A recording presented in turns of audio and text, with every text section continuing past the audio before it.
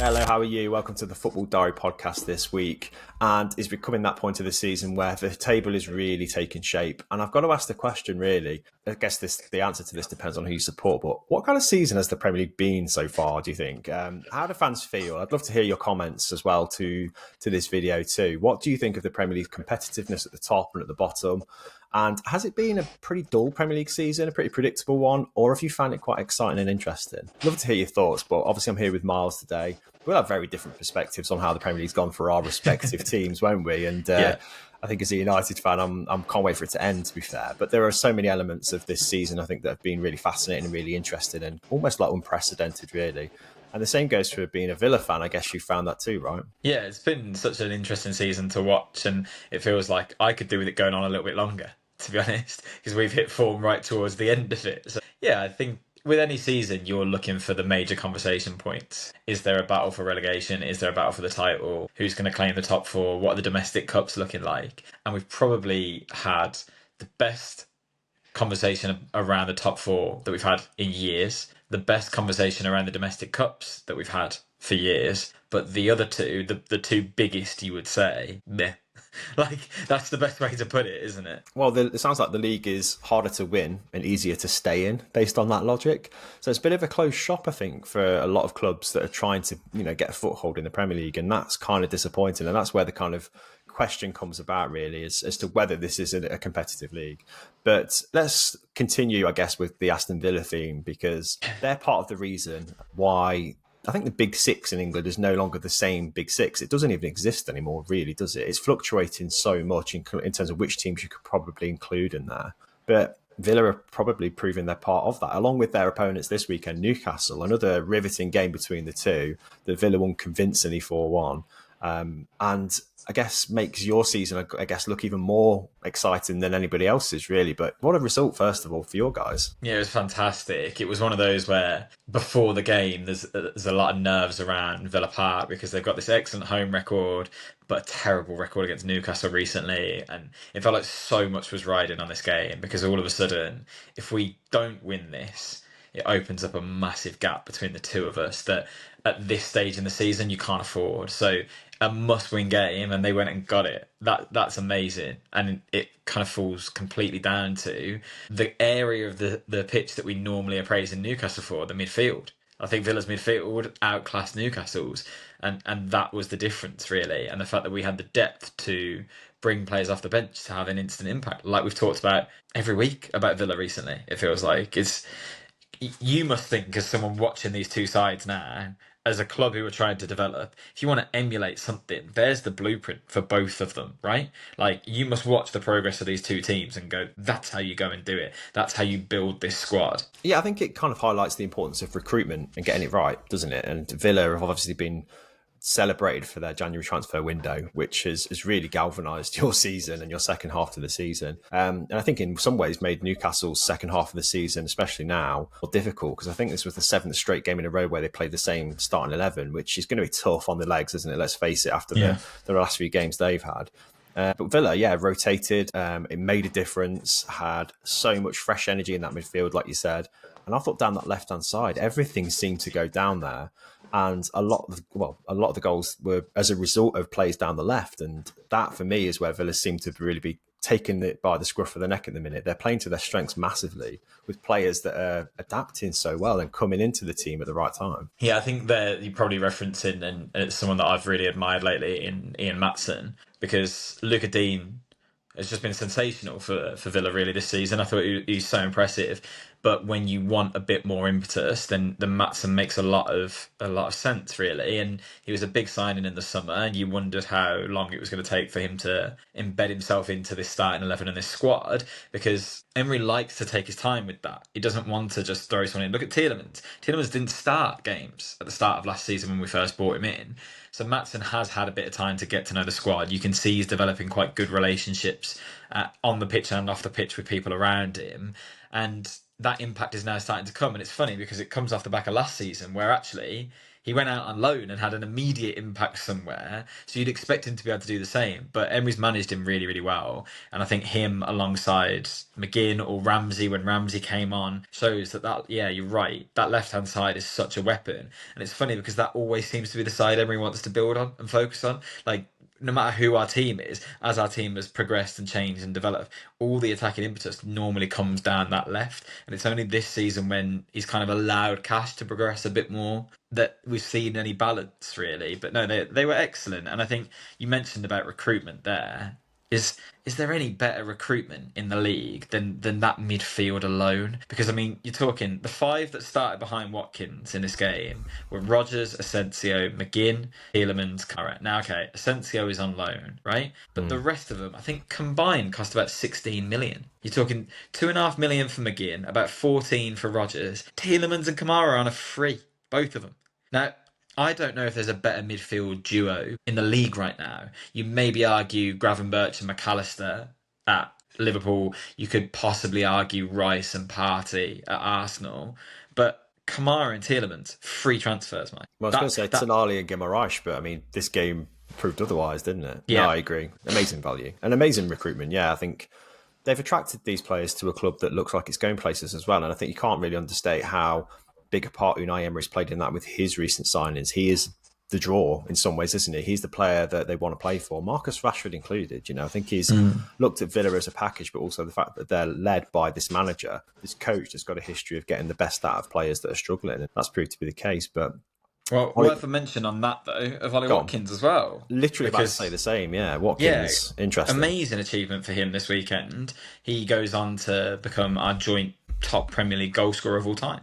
And that's a big accolade, really, at a club like us. So that's excellent. But he talked quite openly at the end of the game, didn't he, about, oh, all right, but I want to be playing every week. And he's worked so hard to get to this level of his career, to leave him out of the PSG games, like we both said before it, we really thought it was crying out for him. Now, granted, I've learned to stop questioning Emery because Rashford was incredible in the second leg.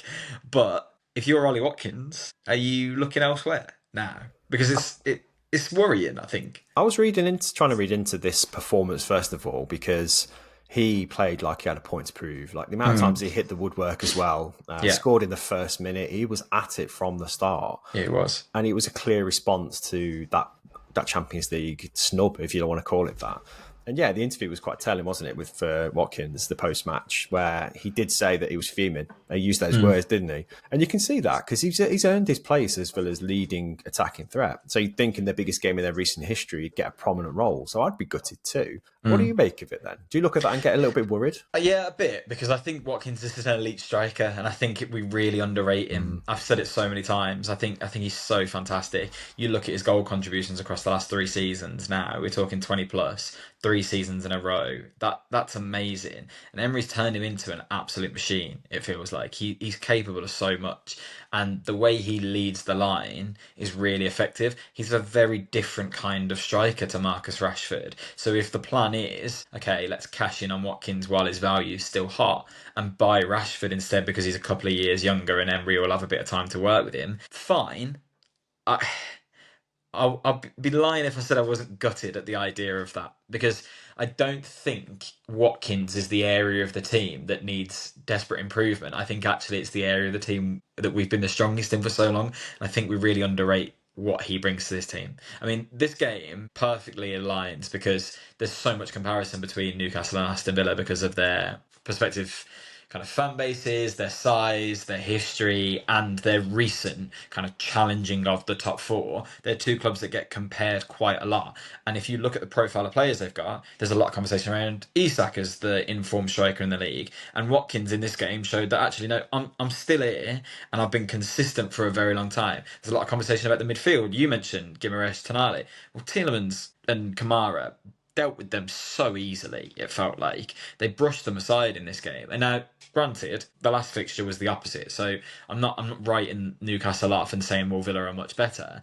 But what you can see is that if you are competing at that level and you are trying to push back for the Champions League, those are the players that A, got you there in the first place, and B, put a really good showing in at that level too. Yeah, I think massive credit to Emery as well for bouncing back from the disappointment of midweek because I mean that was gutting, wasn't it? The heart and the effort that went into that game must have been draining. So to bounce back against this opposition, who are the form team of the Premier League, we were saying this last week. Newcastle Yeah. are really flying at the minute, and produced that display that wasn't just a 4-1 victory. It was No. dominant. Like there were so many goals that Villa could have scored, and you could argue that Newcastle was slightly knackered to a degree, but Villa had them by the throat. They were absolutely on the attack from minute one, clearly, and that is a response, isn't it? How are you feeling about that as a kind of a reaction to what happened in against Paris? I think because they won the game, although the disappointment over losing the tie, winning the game and the performance they put in will lift this team,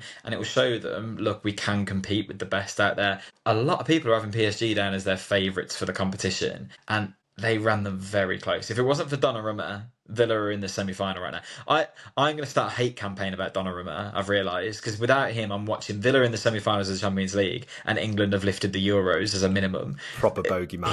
He's ruined me. No, I think as a reaction, I think it showed that there's been so much conversation about Aston Villa results post Champions League games this season. I think it's a bit of a false narrative, because if you look at some of our fixtures that we've had after Champions League games this year, we're talking Arsenal, Liverpool. There's been some tough fixtures in there as well. This was as tough as it got, really, and we went out and you're right, it could have been more. We hit the woodwork 3 times. I think Fabian Schär probably could have got sent off before he scored. And then who knows how the game goes at that stage. So, this is an excellent response. And again, it boils down to that rotation of the squad. I'm not sure there's a stronger bench in the Premier League right now than Villa have. And that was missing the likes of Leon Bailey, Pau Torres. And still, they were able to bring those options on. Look, we're probably not going to hold on to all of them in the summer. FFP will mean that we probably have to lose a bit of this amazing depth we've got right now. But I trust that Villa will be really smart in how they navigate that, as they have been before. So, a good response to a very disappointing outcome midweek. But I have to say, nothing but pride for the Champions League campaign. Yeah, well, glossed over this game as well with 2 fantastic finishes. I think from Onana was beautiful. It was an absolute beauty, wasn't it, to begin with? But also, I think Matson's finish deserves more credit. Like the way he rifled that in was superb. So, going forward, Villa looked great, and kept a Newcastle side at bay that have been really dangerous lately. So, what a result! There's me talking about whether the Premier League is exciting or not, and then you get results like that. But it's tough because you've also seen Chelsea pick up 3 points this week as well. Manchester City pick up 3 points as well. In pretty scruffy circumstances, both games weren't that resounding. How are you feeling about the Champions League race now? It's getting tighter, isn't it? It's so tight. It's so tight. I mean, there's 2 points between 7th and 3rd now. That's such a good gap for this stage of the season to be fighting for. As a neutral, I'd love that. And I think people are still probably assuming that Villa won't be part of it and Chelsea won't be part of it, but for both of them to go out and get a win at the weekend is huge. Particularly for Chelsea, I think, when you consider that if they'd lost that game, they're out of the race, it feels like, doesn't it? So to come back late and get a goal, particularly from their kind of marquee signing from the summer, who I think we would probably argue we'd expected more of this season, that's a really big statement for them. And for Man City, they're looking to consolidate something. They're trying to get something out of this season. Now, they could end it with Champions League qualifications in an FA Cup, which is pretty applaudable, really, isn't it? And I watched the City-Everton game and thought, this side still looks bang average, really. But as a team, they might not be operating at the highest function, but they have individuals capable of moments, and that's all you need, really, at this stage of the season. And City are always going to have that and always going to be a threat for that reason. The conversation's wide open. I mean, we're talking before Forest have played, obviously, and you'd imagine they would go out and do Spurs, really, off the back of Spurs' European performance midweek. They'll be tired. They don't care about the league now. I mean, their safety in the Premier League is confirmed this weekend, which is a funny thing to be talking about after 32 games. So it's anyone's game still, Mike. I don't know. Have your opinions on who's going to qualify changed since we talked last week? No, because I get a feel for the mood of each club, and I think the mood of the clubs that are the most positive and the most buoyant is obviously Aston Villa now and Newcastle. I feel like them two are in prime position. City, I think, by virtue of just having enough quality, will be up there too. But the mood at Chelsea feels so flat. Even this game, like the crowd's reaction to Enzo Maresca is so off, isn't it? Like, I Yeah. can't see that changing. And I think he'll be gone in the summer, definitely. Despite what might happen, they might win a trophy and qualify again for the Champions League. I still don't think that'll be enough. I think You they're think done. they'd get rid of him at that stage? I feel like the mood of the fans plays a big part. Yeah. And I think the ownership are receptive to that. And we've found that Yeah. out in recent years, haven't we? So, yeah, Chelsea looks a weird one. But They moved Potts on pretty quick, I they suppose, did. didn't they? Yeah, he seemed relatively popular, didn't he? So Yeah. Chelsea is a weird one. But in terms of vibes and pure like energy, it's Newcastle and Aston Villa, I think. And this game is such a testament to Villa, really. But let's talk about the title. Liverpool obviously beat Leicester at the King Power 1-0 with a Trent goal off the bench, which is a rare thing, isn't it? Defender scoring from off the bench. We still don't know what's happening with Trent, and he's been pretty coy about it. I think if he'd have been staying, he'd have said by now, so I'm pretty sure that's the way it's going to go. He's had absolute pelters from Liverpool fans, hasn't he, from his apparent, I don't know, betrayal, I guess, leaving on a free in some ways. But Liverpool themselves are one win away from the title. It's pretty much a foregone conclusion. Leicester are relegated, and pretty much it feels like all of them are now. I think Ipswich is still mathematically possible, even though they lost 4-0 to Arsenal. But the title and the relegation race, if you can call it that, has been a really poor one, hasn't it, this season, by contrast? Yeah, it feels like we're just having digs at Liverpool again because they won the title in the COVID year and they've won a title in a year that's completely underwhelming at the top end of the league because no one's competed with them. But that in itself is a testament to them and their consistency. They haven't necessarily been the most glamorous side to watch at times. They have looked like someone could get at them, but no one has. So I think you have to give them the credit for that they've kept it going, because it can almost be hard when you're not looking over your shoulder, because what have you really got to play for? Complacency can settle in, and it hasn't for Liverpool. They're still getting results. I mean, if we talk about Liverpool dipping form of late, they're still winning the games. And I think that's a massive thing for them. And look, in the week that they've secured the contracts of Salah and Van Dijk for a couple more years, I think that says a lot about how they view this season. That although, yes, those players are older and at some point a rebuild will kind of be necessary for that core that's been there for so long. We're talking Alisson, Trent, Robertson, Van Dijk, Salah.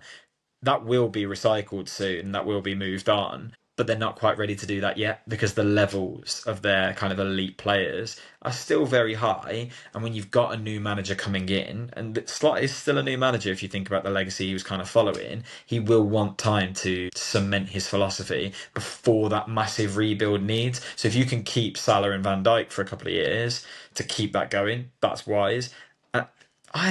There's still a part of me that wouldn't rule out Trent staying. I think it's more likely that he goes. I think there's been so much talk about it. Real Madrid are clearly really keenly interested in him.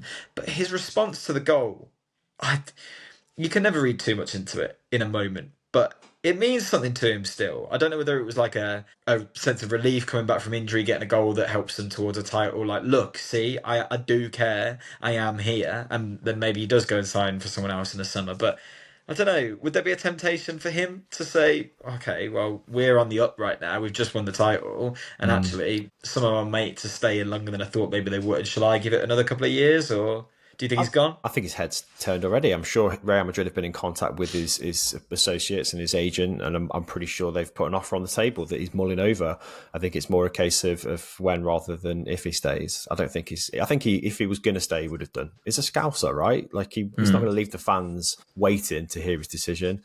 And they've been down this path in the past, haven't they? With was it Michael Owen, Steve McManaman, like all left on frees on the same path to Real Madrid. So, they've been bitten before. But I think my concern is just the way Liverpool have got over the line with this title does make the Premier League look a little bit of a declining force at the very top, because they will probably get over 90 points, I think. But the nearest team to them, Arsenal, will get probably 5 or 6 points under that, looking at their total points that they could get. And then below them again, there's another gap, isn't there, of maybe 5-6 points it's going to be potentially. So, yeah, the tier of quality at the very top has declined to a degree where they can win the title at a canter. And I think that's disappointing for Premier League fans, for English fans, and for just anyone that wants a competitive league, because, yes, it has been exciting below that, but they're fighting for scraps, really. They're fighting for crumbs. Qualification for a European competition is not a trophy.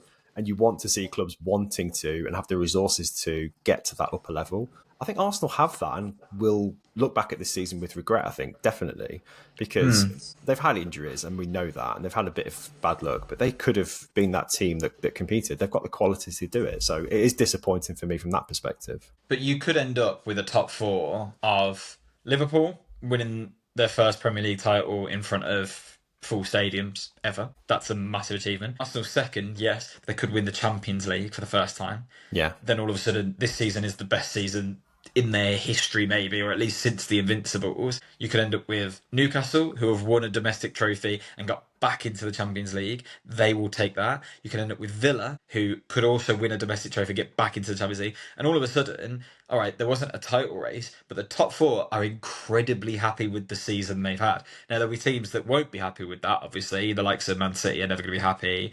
One of Man United or Spurs is inevitably going to have had the worst season ever. And we've been used to them being part of the top six conversation. But again, one of them could end up with Champions League qualification and a trophy this season. So that in itself tells you that this season is such a hard one to judge. Yes, we expect two teams to at least be battling it out, but maybe that's because we've had that recently. We've had City and Arsenal the last couple of years. We had City and Liverpool before that. There have been years, and you know this as a Man United fan, been years where Man United have run away with it, really. We've seen that in the Premier League before, so I don't think it writes this season off when that level just below has provided competition, and the cup competitions have been so interesting. Like, we could end up with 3 English European Cup winners this season. And Yeah. then we could also end up with 2 new domestic cup winners. The That's permutations as massive. well for European qualification could extend far down the table, like Bournemouth or like ninth place could qualify Yeah. for the Conference League, that's incredible. Whether this season's kind of a transitional one for Premier League clubs and whether next season might promise to be more competitive at the top especially.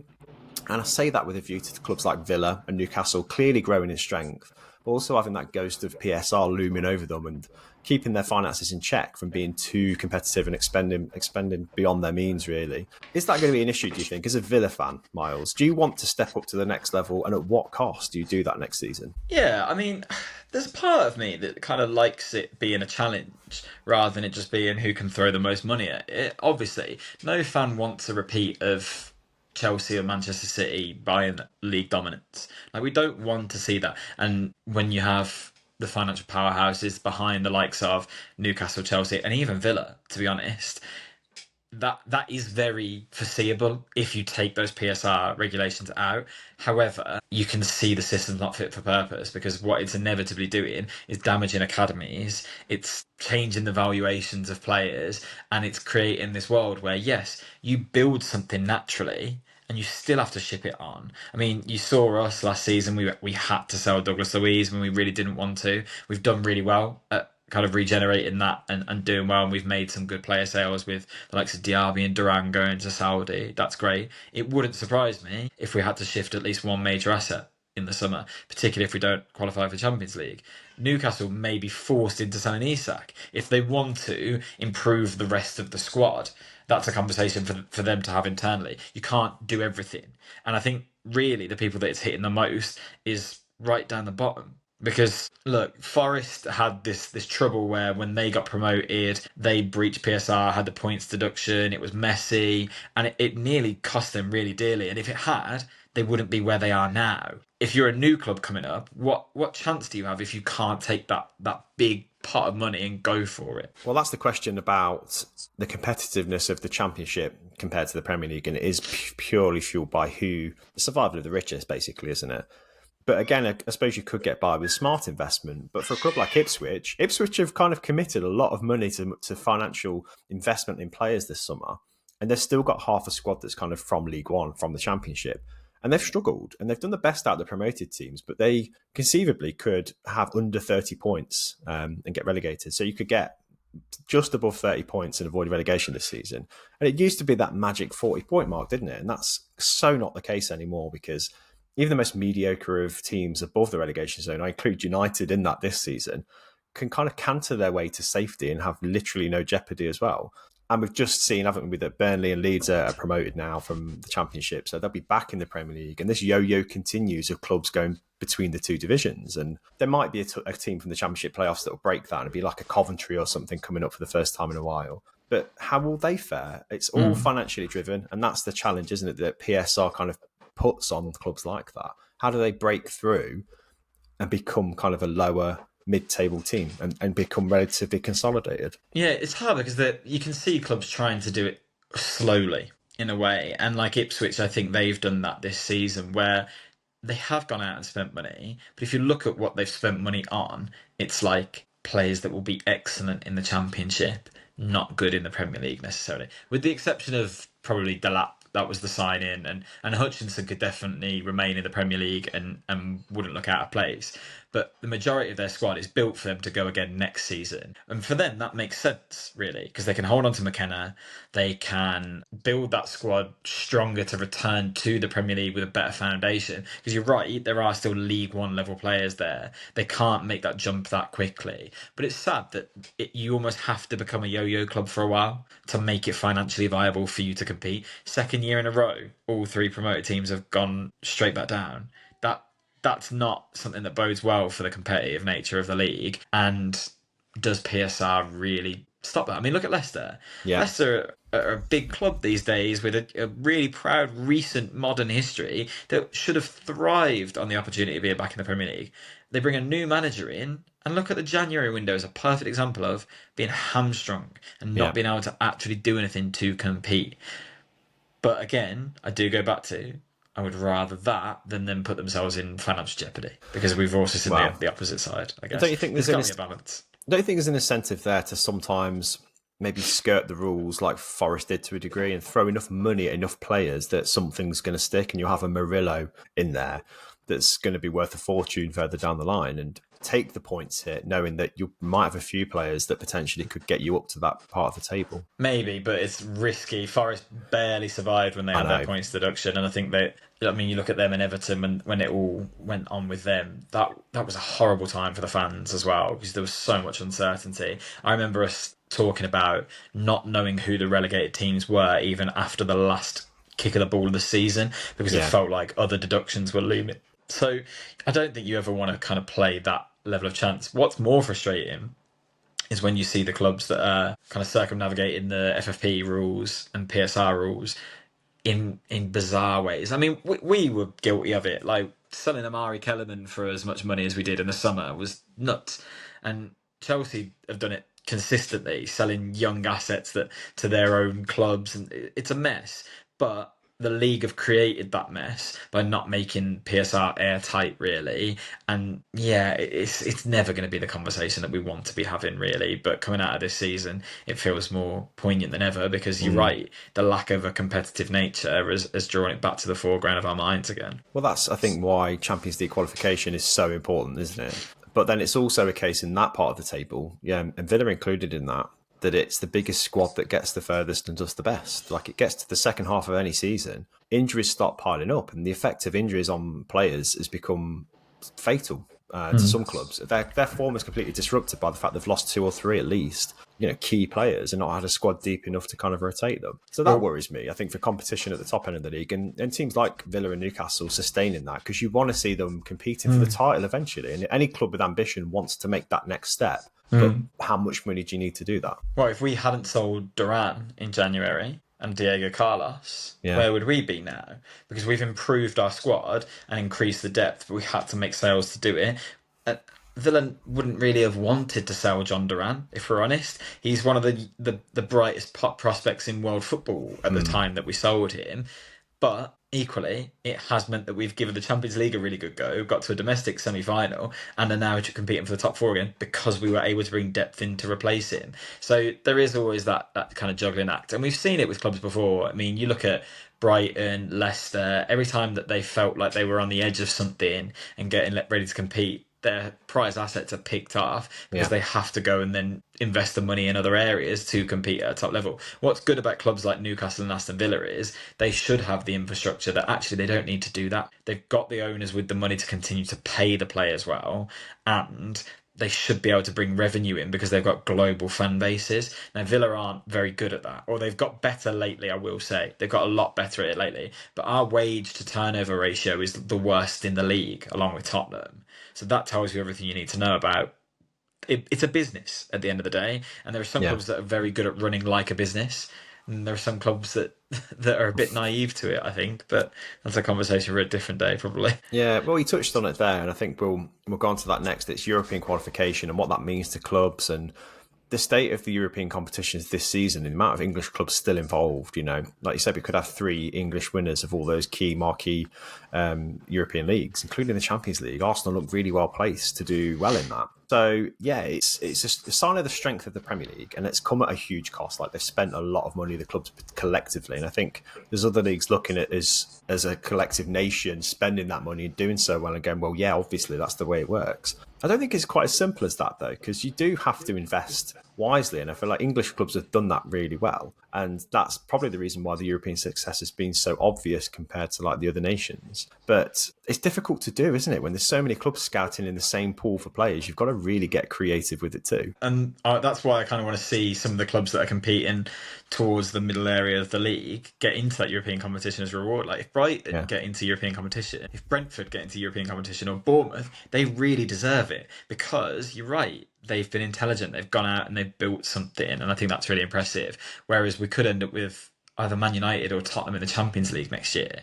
No disrespect to you and Dave, you've followed Villa through the Champions League and been very supportive of it, but I am desperate for you to not win that competition, because I don't want it to be made a mockery of. And if United or Spurs can perform the way they have this season and walk away with a place in the Champions League, that devalues the Europa League to me so much. And I think there's already a conversation about that this season, because you no longer have the teams from the Champions League dropping into it. So there's an assumption that the quality of it is slightly lower than it was last year, which is fine, right? Now, my club could end up in it next year, and I would be thrilled to see us win it. I would be less happy about it if the conversation is, yeah, but anyone can win it because Man United won it last year in the way they were playing, or Tottenham won it last year the way they were playing. Let Bilbao win that cup, please. Because I just think for us to actually still consider European competitions as exciting and fun, we want to see the top level of competition available in them. And with the change in format, with the conversation around the Super League, I think it discredits them and takes away from the joy of teams like Brighton or Brentford being there if a big name wins it out of nowhere. Hang on a minute. Let me just interject there and say, are you not entertained? Did you not see the Lyon game? Mate, fair. that was one of the that's probably the most entertaining game of the season for anyone, apart from Lyon fans. And I feel like United do deserve to be where they are in the Europa League. They're unbeaten. The only team unbeaten in European competition this season. So we've saved our best, if you can call it that, for Europe. And I think in a season where our league form has struggled, I feel like that's amazing to see. And we've got a squad that is competitive enough, on paper at least, to go well in a cup. And we've done it in the last 2 seasons. It just happens to be this cup's a European one. So, you know, I will take that. But that Lyon game, come on. That was one of the biggest moments, I think, in my recent United supporting time. Like, it was incredible to see Maguire's big head on the end of that cross from Casemiro in the 121st minute. That was incredible. It was as entertaining as watching someone fall down the stairs, someone go to help them after they've fallen down the stairs, and then them fall too. Like, yes, it was an entertaining game from a neutral, but not because United were amazing in quality, not because Lyon were amazing in quality. It was just a great narrative. And yeah, fair play. Like, the way United kept themselves in the game and the way they got themselves back in with the goals, they were all of great quality, other than maybe the penalty, which it was. I think it was a penalty, but fortunate that kind of challenge comes in, really. And it's good for Mainu, it's good for Maguire. I think 2 players that have come under the wrong levels of scrutiny at various points. There was talk of Mainu moving on in January. Maguire's obviously had his battles, but I agree with you to an extent that United have got a squad capable of a cup competition and they've used their best in the Europa League. Fine. Is the squad capable when you see what it's cost them to do this well? We hit 33 games this weekend, and this weekend it was mathematically proven that Man United were going to remain in the Premier League this year. That's a joke. It's your worst Premier League season ever. Is it worth it to have these one-off games where you should have been out of this one, really? And Lyon should have held on. As much as United forced the conversation and got themselves back into it, lumping Harry Maguire up front and Lyon crumbling isn't me saying, yeah, United are an excellent side that deserve a European trophy to place in the Champions League this year. You would be absolutely embarrassed in the Champions League next year if nothing changes. There's going to be a lot changing, believe me, between now and then if we do If you can qualify. afford it. I'm honestly struggling to think of which team would win in a Europa League final between United and Spurs. Now, I don't think that'll be the case. Them lately. No, I think Bilbao will beat us. Bilbao are the best team in the competition by a way, and it seems like it's destined, right? And Bodo Glimt are going to be no kind of easy opposition for Spurs as well. So a Europa League final between English clubs is not a given. But let's just say it happens. Yeah. How are you calling that? It's hard, isn't it? Because Postecoglou is as disillusioned as Amorim at the minute with the players he's got. And I think it might just be a case of who's the jammiest on the day, if that's the case. I don't think it will be an English final. No. I think you will lose. I think Bilbao will get there. I think it's their home stadium. And you're right, it does feel destined. I think they're a better side. Tottenham Bodo Glimt is hard to call. Not enough. Bodo Glimt's season has only just started, so it's hard to know what they're really doing right now. Obviously, amazing for them to get past Lazio, and I don't trust Spurs in any way, shape, or form. But they do have players of a quality that can get them through a game against a side like that. You would imagine. If it was United Spurs, it'd be like watching an episode of Laurel and Hardy. That would. I have no idea how to call that. Spurs have had the better of Man United of late. United, I think, somehow I would say United are a better side than Spurs. I don't know. I have no idea. I think the difference is Bruno Fernandes. Talking about it makes me feel a bit like, ugh. Well, that's what I mean. You talk about this league and this season, and has it been an underwhelming season or an exciting one? And you could argue either way, depending on your viewpoint. Like the Europa League, has it been exciting or has it been dull and predictable? I mean, as a United fan, I'm thrilled we've got as far as we have, and I think that's the perspective I'll take. But I think it's been exciting in the Europa League, definitely. I think the change in format, I've been a real big fan of it this year. Maybe it's a bit of recency bias, maybe it's a bit of bias because my team was in one of them for the first time and it worked really well for us. But I think the change in format has enriched the competition in its own right by not adding the likes of, I don't know, a PSG could have ended up in there the way they played in the group stage, and then all of a sudden it's a completely different competition. Yeah, I can see the merits of the competition. There's been some really entertaining ties in there. I mean, you think back to like even Galatasaray's run in the competition, that was really exciting, and their games were really high scoring and free flowing. And yeah, you have to give United credit for their run as well. It's not been boring to watch, has it? I suppose. So fair enough.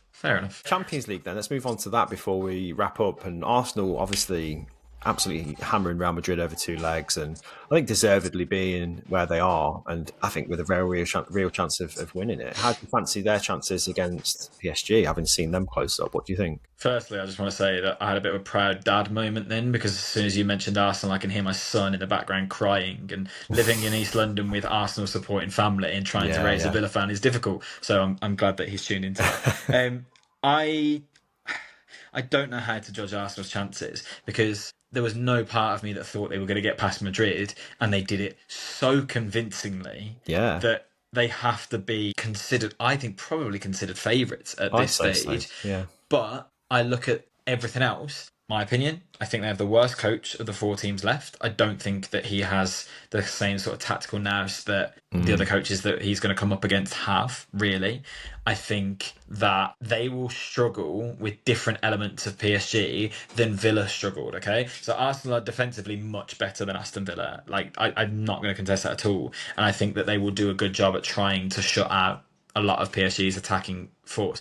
But how much are they going to be able to take the game to PSG? If you look at when PSG struggled against us, it was when we had nothing to lose and we really, really went for it, right? And PSG were on the back foot. They're not used to that. They never have to do that domestically. So that's a really good thing. Without, we have that same old conversation about Arsenal. Without a striker, how do they do that? Because you can't rely on Declan Rice scoring two incredible free kicks again.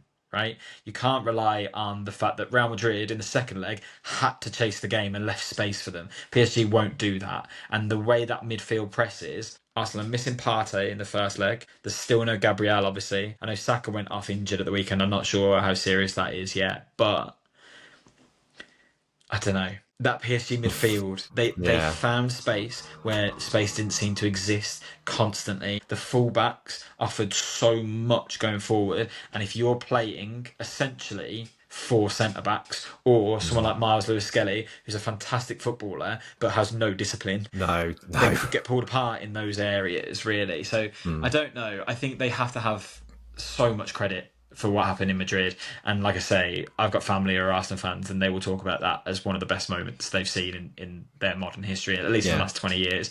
It was incredible. They thoroughly deserved it. They were the much, much better side, and that will give them a confidence boost going into these later stages of the competition. So it's save your season time, really. Go and do it. Yeah, Because I although a think so. semi-final is a good achievement, if at the end of this season they finish 13, 15, however many points behind Liverpool in the league, and they don't take a trophy home, it's a worse season than last season. It Yeah, is. true. Regardless of that Real Madrid performance, you can't say this has been a good season until they get something over the line. And I think they've got to do it. It's unpredictable, isn't it? The European Final Four for the Champions League, especially, is anyone's game. It's exciting. I think be a new name on the trophy. I think it's either one of either PSG or Arsenal will go on to win it. I think. You think? Yeah, I do think so. Yeah, I Barcelona like and Inter, Inter. They're both kind of a bit. They're dark horses, really, out of the four, definitely. And whoever gets Inter to the gave Arsenal final, a really good game in the group stage as well, remember? I really like Inter. For a cup competition, the way Inzaghi's got them, I mean, they also have the experience of being in a final really recently, which none of these other sides have. I wouldn't. I'm not saying I think they're going to win it. I wouldn't write them off, though. I think they'll get past Barca. yeah, I think Arsenal have gone all in on the Champions League, and I think there's a point where the league looked insurmountable, and you could see them switch off in that competition and go hell for leather in the Champions League. And do you know what? If they do end up pulling it off, fair play to them, because it would have been absolutely worth it. Because that chase of Liverpool, I think, would have been futile anyway, because they've been so good. But that's, I think, all we've got time for on this week's pod. Whatever you make of the Premier League this season, please do leave your comments. We'd be keen to see whether you found it interesting, exciting, or dull, predictable, and a procession, because it's pretty split opinion from what we've heard so far. But until next week's pod, Myles, I'll leave it there and enjoy the football. See you then. Thanks, mate. See you See you later. later.